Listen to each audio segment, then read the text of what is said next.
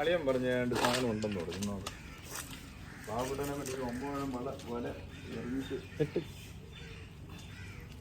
അല്ലേ കണ്ടല്ലോ 2 വട്ടക്കളി ഉണ്ട്.